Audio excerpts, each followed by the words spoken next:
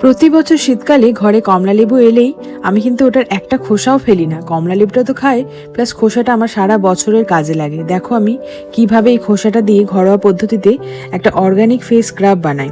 এটা আমি সারা বছর বানিয়ে রাখি, ইউজ করি, আর এর রেজাল্টটা দেখলে তোমরাও কিন্তু অবাক হয়ে যাবে। চলো তাহলে দেখে নিই এর প্রসেসটা। এবার আমি কমলা লেবুর সাথে কিছু গোলাপের পাপড়িও দিয়ে দিয়েছিলাম রোদে শুকানোর জন্য। তো ওগুলো যখন ড্রাই হয়ে গেছিলো, ওগুলো আমি মিক্সিতে দেখো এভাবে পেস্ট করে নিয়েছি। তারপরে এতে আমি দিচ্ছি একটু ওয়াইল্ড টারমারিক, মানে হচ্ছে তোমার কস্তুরি হলদি। এগুলো সবই তোমরা অনলাইনে পেয়ে যাবে কিনতে। তারপরে একটু দিচ্ছি অর্গানিক বেসন।